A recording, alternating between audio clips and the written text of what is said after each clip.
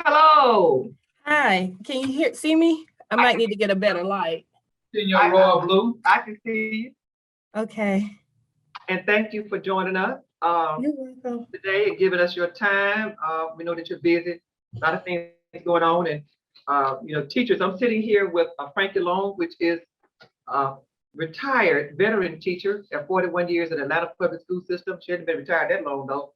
And she's out of Sutton Middle School. And I just wanted to, Ron Fowler is here. You may know him. Hello, how are you? Ramonia Toombs might be joining us, and she is a veteran teacher. But, Erica, I should have just dressed like something to match you today. Your blue dress. My blue dress, yeah. My blue wig. But anyway, okay, all right. So we're gonna dive right on in. And how long you been on the board now? 4 years. This is my fourth year. Fourth year. And are you a native of the city of Atlanta? Yes, I am. I thought so. Born at Crawford Long Hospital. I've been telling the candidates that all of our heads from Atlanta, we're gonna be putting them on the wall when we die because we are a rare breed. Yes. Okay. What do you do for a living? Marketing consultant. I did a lot of sports marketing. One of my clients was the NFL Players Association, Metro Atlanta chapter. I just recently had a big contract with Embark Behavioral Health, which is a mental health company. So I do different marketing contracts, which is flexible with my role as a board member. Do you have any of your students enrolled? I mean, your kids, personal kids, enrolled in Atlanta Public Schools? Yes. And y'all, would you add that as a question because we want to ask the other incumbents that same question. Erica, this is being recorded, and because we're going to just distribute it to the greater community. And I need some light, so let me go get a light because you can't see me. Well, one of the candidates didn't have anything. He didn't show his face because he had some surgery. And so, but if you're gonna, because our next interview is gonna start at 3:16. You sure you want to go get that light? Yeah, and I might, you know what? Let me move to a different room. That might help. Okay, hold on one second. Okay. I can still hear you. I'm just gonna walk with the computer. So some of the questions, y'all, that we will follow back up. Do you have any students enrolled in Atlanta public schools and or relatives? And okay. No, that's okay. I'm gonna grab this light. And then those characteristics. No, okay.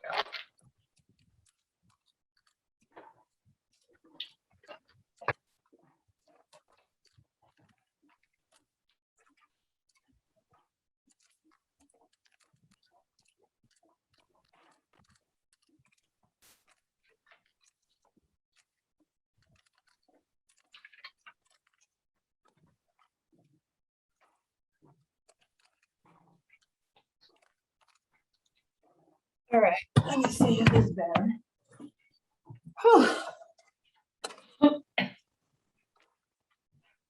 How's that? Okay. Oh, that's much better. Thank you. Okay. All right.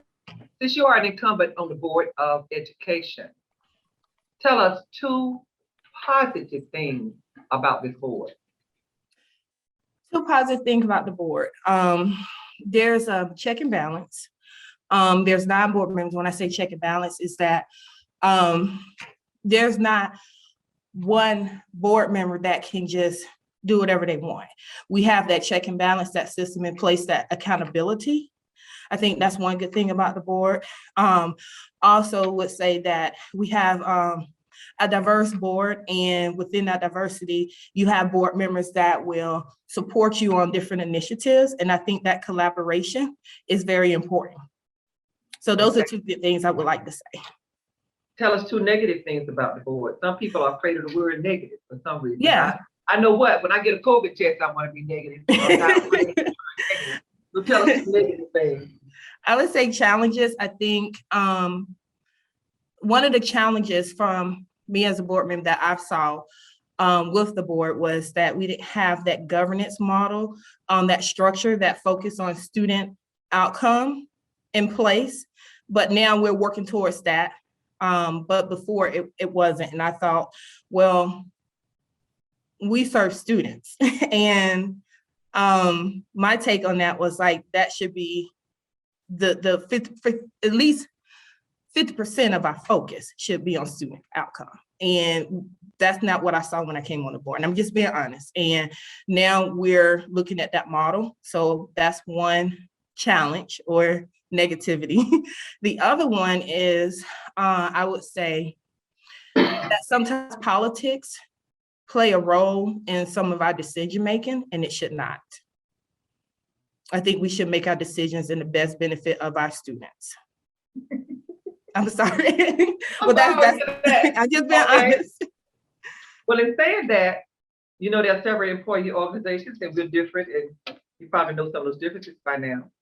How will, what should be done to continuously include not just handpicked employees or ombudsmen, that kind of thing, but for the employees to really have an effective real voice at the table as it relates to policy? Well, first we need to bring them to the table. I don't think we engage the way we should. And I say that has to do with parent engagement, student engagement, which we're working on. But if you want to have a collaborative approach, a holistic approach, you need everyone at the table. You might not agree with everything they say, but have them at the table so therefore everyone's voices is being heard. Any recommendations and concerns and issues are being brought forward. And then we could go through a thought partnership and look at what is the solution for it versus I'm not going to listen to you because I don't want to deal with you. That's not the way to engage. And I think you need to have everyone at the table, and that's including your teacher, your group, because the teachers are the ones who teach our students. So did it freeze? Oh my goodness. Did it freeze? Can you hear me? It's unstable. Yeah, we're buffering here. Okay. Oh, it's I don't know. storming. I know it's storming. Are you in an enclosed room? Yes. Okay, because usually if you're sitting by a window, it's a little bit better. Oh, the window is right next to this room.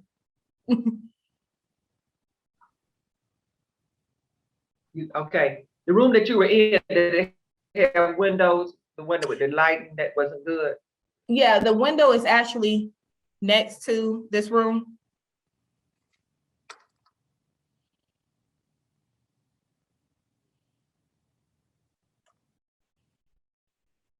Oh no. Hold on 1 second. The connection went crazy for a hot second. Okay. I'm sorry. I'm so sorry. Would you, Ms. Mitchell, can you hear us? Yeah, I can hear you. All right. Tell us again about what you were saying about employees at the table.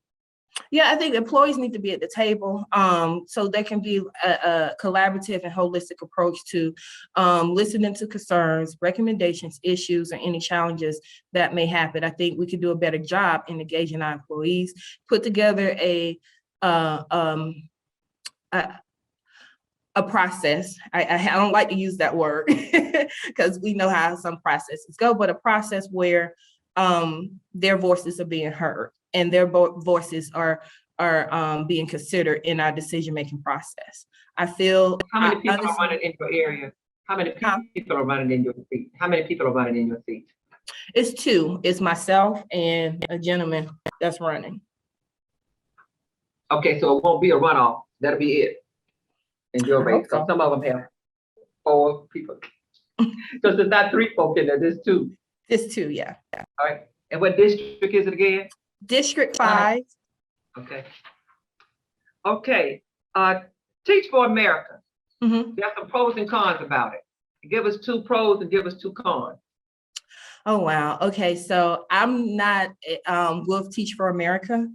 From what I know about Teach for America, it was a program put in place for trained teachers to teach in urban school districts.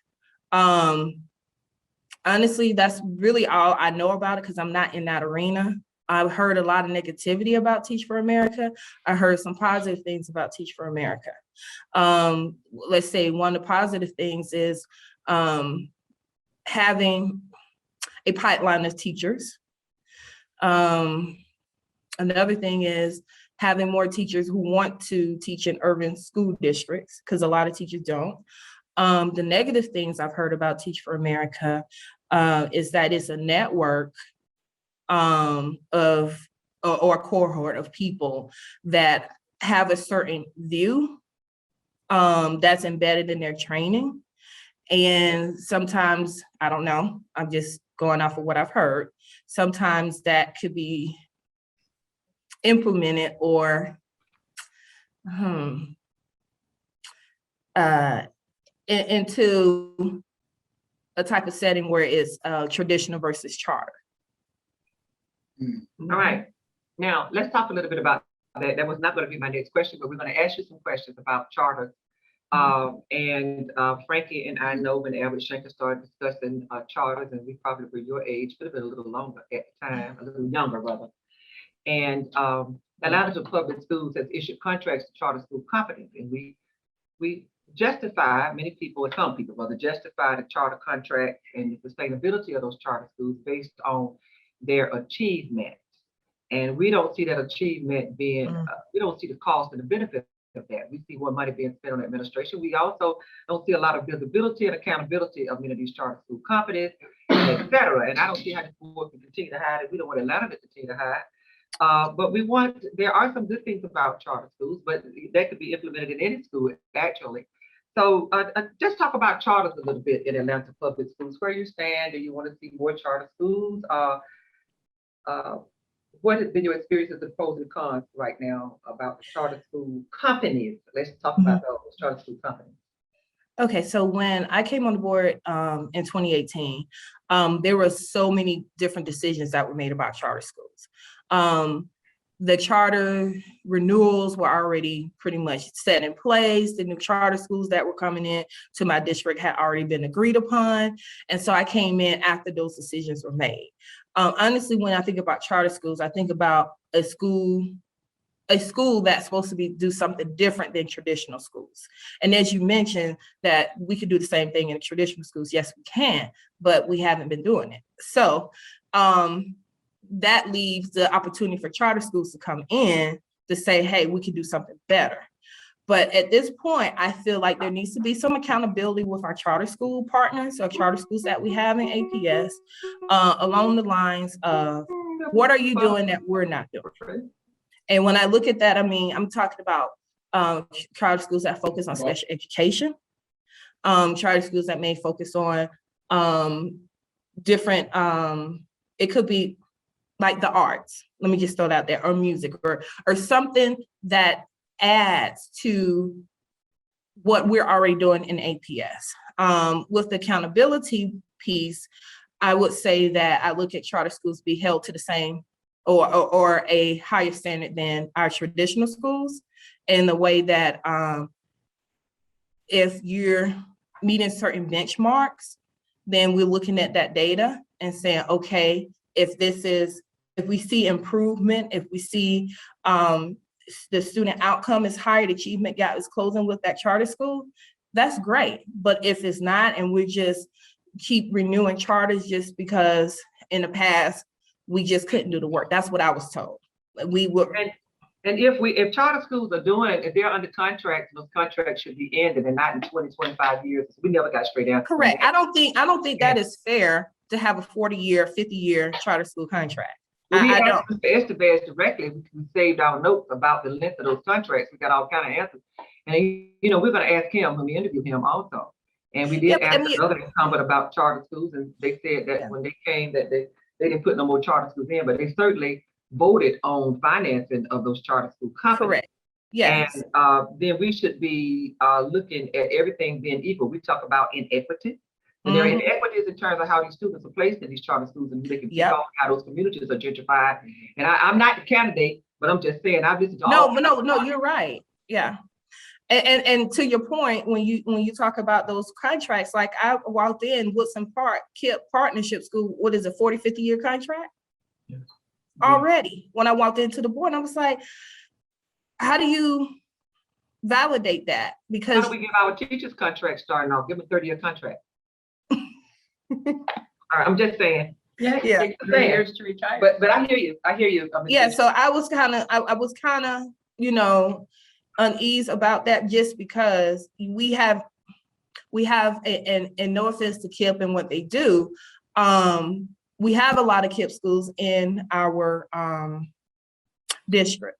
And here's another one that got a lengthy contract. And I was just like, well, let's see how they move in the matrix. Let's see what type of improvements in educational outcome has been done. And then we renew off of that, you know, not just giving them out. Like, I don't, I just think there's got to be some accountability with that. You're right. What's the power of the chairman of the board or chairwoman? First of all, the chair is supposed to manage and run the board meetings. They are the spokesperson for the board. They do agenda setting with the superintendent. They sign off on our travel, and our travel is for conferences and educational purposes or a bit district business. And they also establish the committees of the board. So we really want everybody to hear that. They do agenda setting, because we asked another incumbent that we to hear that. We knew that answer. These are rhetorical questions, by the way, but it's so some of them, not all of them. Thank you so much. Atlanta Public Schools has been leaning toward getting our students ready for college. What are some of the other models that we should be embracing? And do you see an improvement on that right now? Yeah, so I love college. I think college is a great opportunity for students, but we also need to look at our careers, our technical, vocational schools that will get them ready for life and within their career. I think the biggest focus to me is making sure that we have those programmings in our school, whether it's construction, plumbing, the music industry, not being a talent. I'm talking about production side of music, engineering side, the side of music, even the arts. I think we have to make these opportunities available for the students, because all our students are not going to go to college. So we need to focus on their careers, and it needs to be a pipeline. I give you an example. Microsoft is in the Douglas cluster, which is part of my district. There should have been a discussion ahead of time before they came in. What does a tech pathway look like for our students with Microsoft? What does a workforce look like for our students for Microsoft? And those are things we're doing after the fact, but I feel like those should have been done on the front end, because here this corporate company is coming in and they want to work with the schools, but it hasn't been identified how you're going to work with the schools. And so if we have those discussions on the front end, we can establish these pathways and pipelines for our students. And also, let's look at the people in the community. What are the needs of the parents? Can we help them achieve some of the goals so that they can be productive in the workforce? And would Microsoft allow retraining the parents or training the parents so that they can have jobs in the community? Because it's right there in the Douglas cluster. I'm just being honest. Thank you for being well thought out, and then because we're doing our own ranking too with our board, and then we're hearing all these interviews. We're so glad to hear some of these. I'm not trying to prejudice anybody. I'm just giving praise what praise is due. So now, well, that's two other questions right behind that. I'm going to name some communities or partners that would be interested in Atlanta Public Schools, because the budget is how large? What's the budget? $1.5 billion. And how does that compare to the city of Atlanta?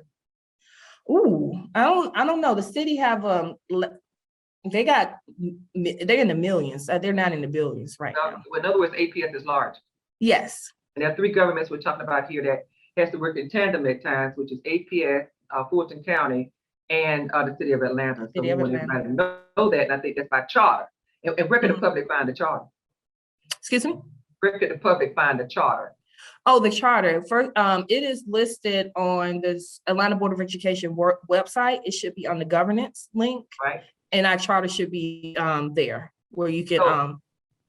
So if I'm a Joe Blow working parent, suppose I am working as a security guard at night, and my wife, or I could be just a parent of one, and my wife might be a nurse, and I'm limited in time. So I may not necessarily know where to go on those websites. So that goes to parents. How many students we have approximately? Well, we were at, before the pandemic, 52,000. I think right now we might be at 51,000, but don't quote me on that because we were trying to recruit and make sure we Right. count for. We have approximately 51 homes that these kids are coming from. Some of them may be brothers and sisters. Let's just say we got 45,000 homes. So let's just say some kids are sisters and brothers. And we know that APS is on, some of them might do limited calling. And we also know that APS might do internet stuff and that kind of thing. But many of our parents don't have internet access. Yeah. But they don't have computers. Mm-hmm. Has APS done an assessment of how many parents are being left out in terms of communication, or can APS, or they have anything? People telling us about new offices and all of that. We know that people are going to please their bosses, and the bosses are going to please the people with the loudest horn or the squeakiest wheel. But what is actually being done to talk to and get to and account for every home that the children are coming from? Because if we can't get the parents and homes, then we've already done a disservice to the children before they even hit Atlanta public schools. So what's being done to communicate with and what modes of communication are being used to reach out to all of the parents? Yeah, so I'll speak to that from a school level, and I can speak to that from what some of the principals have done. So here's where we have our district communication plan, we have our district engagement plan. But it is on the responsibility, from my understanding, of the local schools, the schools in those areas. The principals have gone out into the community, walked the community, knocked on doors to engage with parents. I know of several schools right now in my district that have done that because of the low engagement. And they go with their staff. They actually, I remember, I don't want to put Principal Taylor, Principal Portier, and a lot of them have gone door to door. And they've gone to apartment complexes too.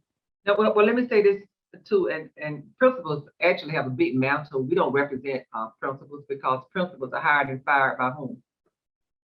By the superintendent. They have no due process.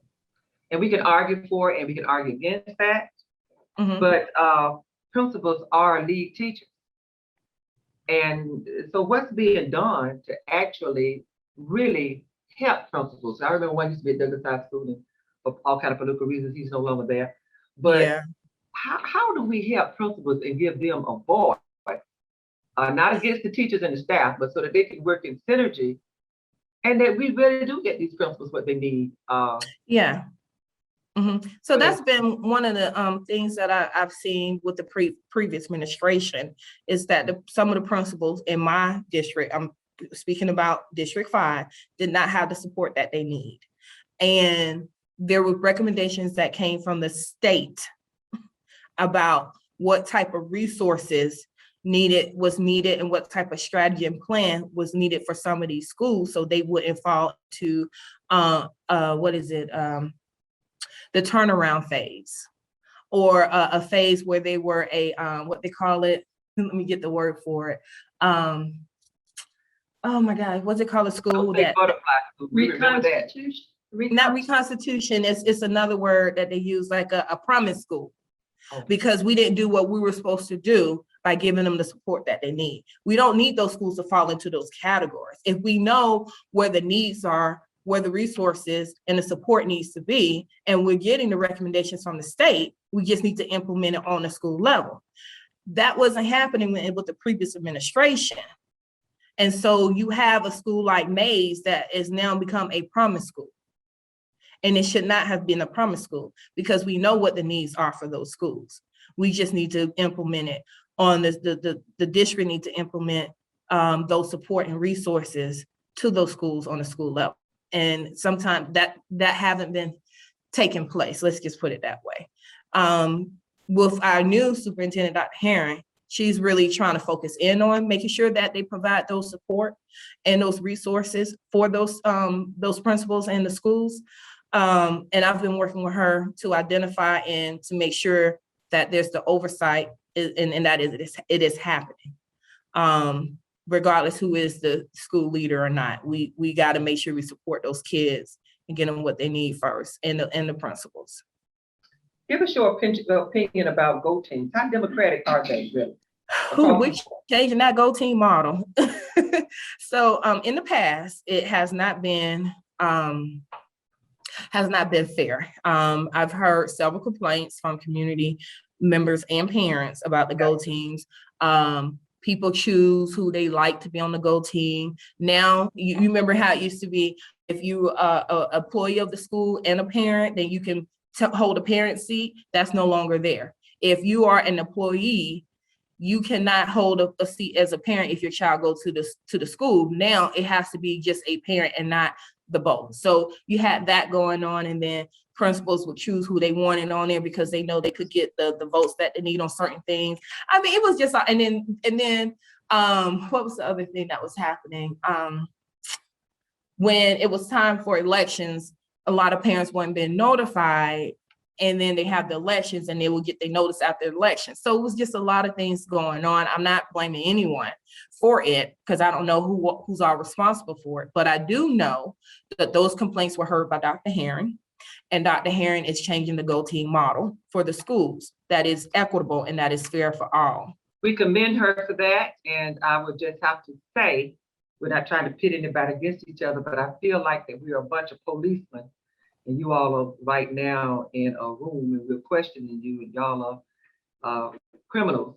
Not that you are, I'm not saying that. I'm just saying suspects. That's a good word. And all y'all committed the crime together, and everybody giving different answers. But anyway, Oh, wow. but thank you. But yeah, we, usually policemen ask leading questions, or they already know the answers, so just wait and see. But thank you so very much, Ms. Mitchell. We've observed some of the same things. Thank you so very much for that. Real, candid, fair, and honest. Is honest too, yeah. Now, I'm gonna name some groups, and I want you to tell me just a little bit, if it's just a grain of favoritism, or may not be the best word, but how this board would lean in your opinion in favor. You can only say one out of one of the groups. You got a name, just one. How would this board, as it operates, lean? Is it more toward parents and students, clergy and churches, other nonprofits, private sector? Somebody leave it out. Private sector meaning businesses. And then private sector means businesses, chamber of commerce. We understand all that, but yeah, what that means. But so there are various groups that we look at. So we put parents and students together. Students can't be successful without parents. Oh yeah, employees and staff. So let's go over them again. So you lean more toward employees and staff, parents and students, clergy and churches, non-profit, or business and private sector. Wow, that's interesting question. What do we lean as a majority of the board? We should be leaning towards students and parents first. In the past, just hear me out. In the past, that has not been the focus. And we have leaned more towards, oh goodness. In the past was yesterday, y'all, just to say. Okay, all right. Well, I'm talking about the former administration. Right. Okay. All right. Let's be clear on the former administration. It seems like it was more big businesses, private sectors, charters. I mean, honestly, that's the way it seems. Like everything that we vote on was all financial. It was all contract based. I say the majority. I'm not saying everything, but majority. Now that I talk about the student focused outcome model that we are implementing, is more focus of 50% or more on student outcomes. So now we're focusing on student and parents first, versus all the other things, all the real estate, the contracts, and you have your general contracts that you have to vote on. You got to keep the power on in the schools, and heating and air conditioning. You have those never change, right? But I think a lot of it was, it seemed to be political driven with big businesses. What percentage of contracts would you say went to minorities? And when I say minorities, I'm talking about people that have hue in their skin, not folks who look like my sister right here. I'm talking about folks with hue in their skin.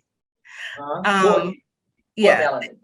And so I can't with the other good hair. I can't really give an answer on that one because I don't know the information on what's the percentage. I don't know if we are at 30% or more. I don't know, but I know that there was a resolution that board member Collins championed so that we could focus on more minority women coming in to receive contracts at a fair procurement. But I can't give you the answer because I don't know what the percentage is, but I would love to find out. Okay, thank you so much. All right, now let's talk about Buckhead. Mm-hmm. There's talk about Buckhead seceding from Atlanta. Where do you stand and why? Wow, I just don't see how. Well, I won't say nothing's possible, but I'm confident that they won't secede from Atlanta. I think, and the reason why, I think they're waiting. I'm not saying if they're waiting or not. I think once we know who the mayor is going to be, that will determine that relationship between the city of Atlanta and Buckhead. If Buckhead do pull away, if that was something that happened, we'll pull away from the city of Atlanta, then we would lose a lot in the majority of our tax base dollars. That I do know. All right, and this is a question we have not asked others. I'm so glad all this is recorded because we're going to go back through some of this stuff.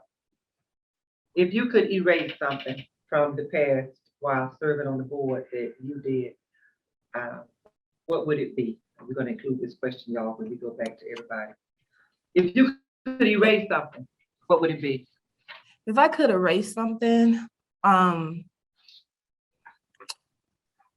think about this a lot because a lot of trainings and workshops that I've been doing lately, and I've had time to reflect.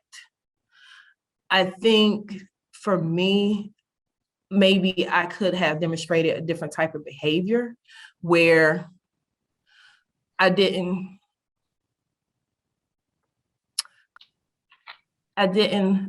let what students need, what someone personality get in the way of what students needed. And I think that's to me is a behavior that we all deal with as adults. Sometimes other people's personal interests or personal perspective can get in the way of staying focused on making sure our students get everything they need. And I say that and I use an example is when we talk about past practices. I'm new on the board. I know nothing about past practices. And this is when I was coming on the board. And I didn't want to accept past practices because it wasn't written in a book. And the book I'm talking about is our policies on what a board member role is and the charter that govern our school district and what we're supposed to do as a board. And past practices didn't have no place in those books. And I think sometimes when I wanted to push certain policies, I got a lot of pushback because of personalities and past practices. Control. And if you're going to go on past practices, we don't even need to have elections now, do we? No, you don't. And so maybe I could have handled it a different way than going outside of the board and getting support on those different policies. So I'm trying to watch my behavior and how I do things to see if I could have done it a different way or was that the best route for me. So if I could take anything back, I would look at and reflect on that behavior. Could I have approached this differently or was that the best route? I mean, we got the policies passed, but again, it still has friction on the board right now because of just wanting to make sure you got things done for kids. There are some things we understand the board doesn't know, I mean, the public doesn't know in terms of how board members govern themselves or treat each other, be it fair or unfair, just in order for a board member to survive. Because sometimes they're put in positions by fellow board members. Mm-hmm. So that Mhm. we do know that, and the board, the general public doesn't know that, Ms. Mitchell. There have been several people who've interviewed with us today who are native to this city, and I'm a native of this city. Um, it's my home, and like it's your home. And I have noticed two extremes. One extreme where we'll have people who are just honest to a fault, just honest to a fault. Then we have people who have learned how to really couch themselves into what I call the flow of what they think the Black community especially wants. Mm-hmm. And my mother used to call it the Black elite. Mm-hmm. I said, wait, watching that, Mama, I went to spell, I know. but it's not. It's not. So that's what I she already was know where getting you're at. going. But we just want to say, you know, Spelman is a fine institution, but public servant and politicians are two different things. Mhm. And I'm not trying to put you over the person who's running against you or vice versa, but we do appreciate all of the hours that we know you as a mother have been putting in, not only to make a living, but to take care of your children and to take care of those whom you represent. And so I need to ask, for the Central Labor Council call you for an interview, Atlanta? Yeah. Okay. Mm-mm. No. Well, you know, I guess I must be misunderstanding some people who are talking to me from over there, but we understand that they may be in some school board races, and we're going to give you the telephone number to call today. Okay. If they're interviewing. And one lady's name is Sandra Williams. Okay, hold on. I got it.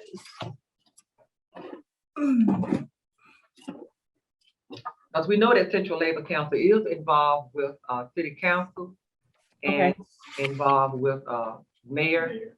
And there's some people who are sitting on city council that used to be on Atlanta Board of Education, and some who are running for city council. And so Mhm. one of the comments just told us some characteristics of the board, and I'm glad that that person gave us those characteristics. I did ask, well, you know, what about people who are non-incumbents? They talked about accessibility, accountability, and all that. And if that's the case, then that incumbent then must stand against some folk who are running for the city council off of the board. Oh God, I don't need to be making that statement. But the Labor Council number is 404-525-3559, 404-525-3559. We are appreciative that, I'm sorry, go ahead. Who she needs to speak to? Oh, Sandra Williams. Ask for Sandra Williams. Sandra. And also just leave a message for Rita Scott. Now, Rita Scott does not work for the Central Labor Council, but she's very active, and I think she's on some of the teams that are doing the interviewing. And so we just sent a message to it, the Labor Council not to be involved yet with any endorsement. We know that there are people who are running, and they said, well, we're educators. But, you know, and they may have taught school for a combined of 20 months. But that's the difference in a person 20 months that get a loan paid off in 1 or 41 years. Yeah. And it's a whole big difference. And it's a big difference in unions. You know, some are private sector unions, and they're looking at building contracts and all. And we're together on some things, but some things we're not. And when it comes to public sector unions, it's a whole different ballgame. So just to say that you were with unions, don't let me start talking about why. Okay, start making them do it. But you know, I shouldn't be taking these liberties, but I'm taking it right now. But we want to thank you, Ms. Mitchell, so much. Is there anything else you want to say to us? No, it's just I haven't had the opportunity to talk in a while. Since we transitioned superintendents and then during the pandemic, but at the end of the day, I mean, I'm looking forward to serving hopefully another term and can get some work done this time. I would love to run for one of the chair seats as well, because I've been doing a lot of training with the student outcome focused governance model. And I like that model. I like the direction it goes into when you're talking about moving the needle with students and in our traditional schools. I think we have to start there first. We can't just keep bringing everybody in to do our job. We are responsible for these students. We have a huge budget, and we got to look at the equities and inequities in our school system and have an honest conversation. We can't keep covering up, hiding. It's not going to work. I am excited about the possibilities under Dr. Harris' leadership, and hopefully that she can continue the focus on our students first, along with everything else that she's been challenged with.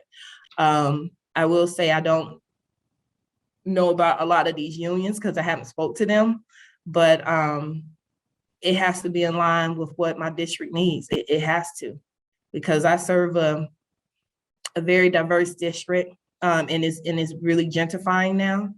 And I don't want our kids to be left out. I don't.